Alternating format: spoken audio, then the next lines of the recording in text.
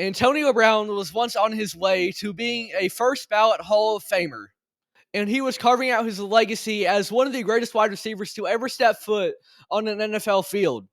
Throughout his career, he was a 7-time Pro Bowler, 4-time All-Pro, a Super Bowl champion, and a member of the 2010s All-Decade team, a 10-year stretch that he dominated. The numbers for him: 928 career receptions, 12,291 receiving yards, and 83 receiving touchdowns.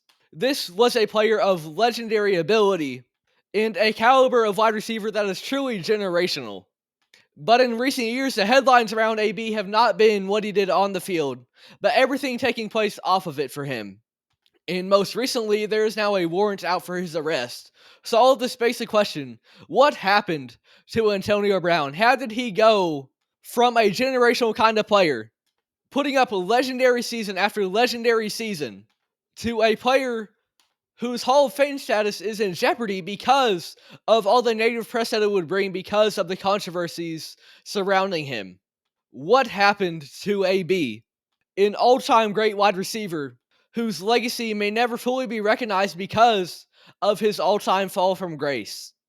Antonio Brown began his career as a Pittsburgh Steeler, and he was selected in the 6th round, making him an all-time great draft steal.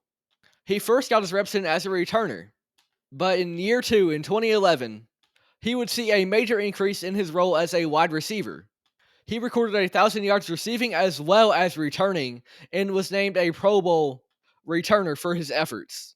Fast forward to 2013, and he would have his first season out of 6 consecutive years in which he would record over 100 receptions. This season, it was 110 catches for 1,499 yards and 8 touchdowns. By this point in time, AB had solidified himself as a great wide receiver in the league, but he would only get better from here.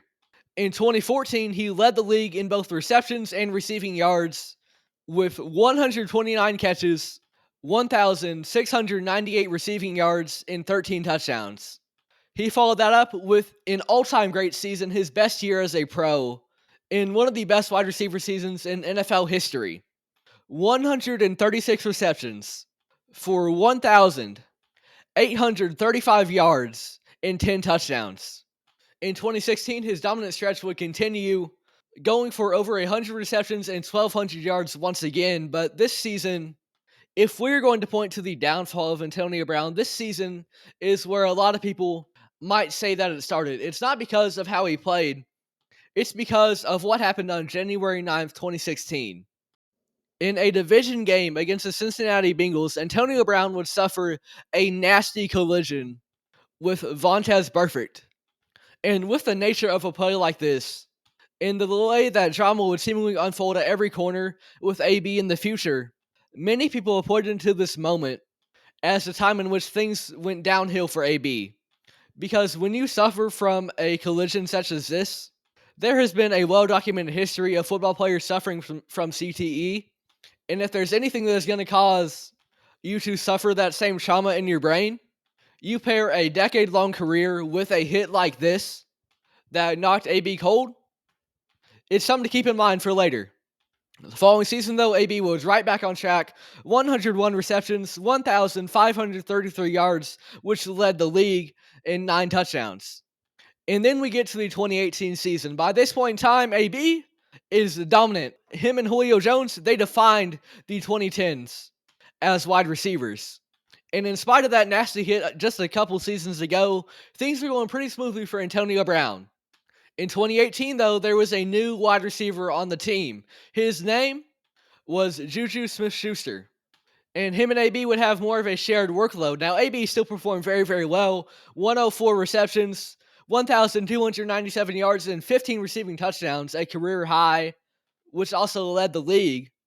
But over the years, AB's relationship with the Steelers had soured a little bit, and this addition of Juju into the offense was kind of the breaking point. And from then on, AB would not play in Week 17, and that offseason, he found himself no longer a Pittsburgh Steeler.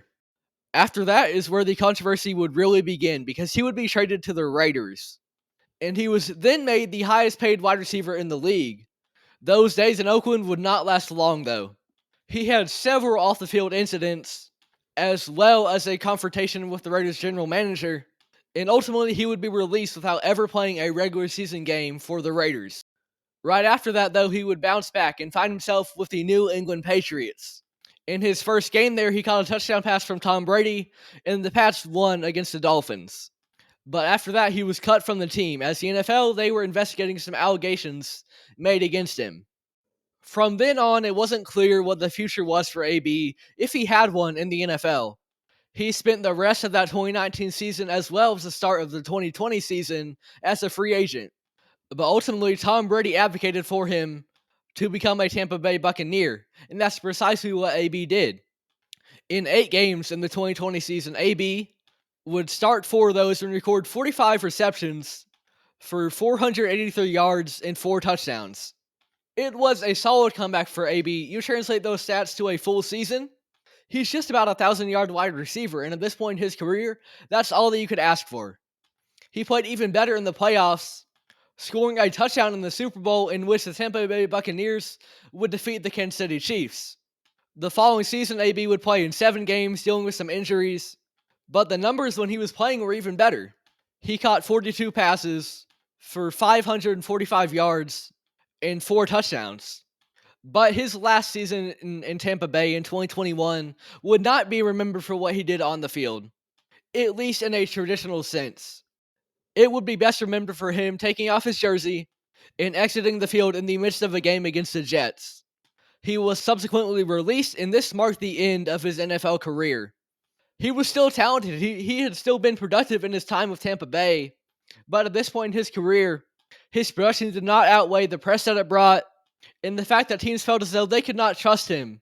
If he exited the game right in the middle of it with the team that had given him a chance when nobody else had, was any other team going to take a chance on him? And to this point in time, no one has.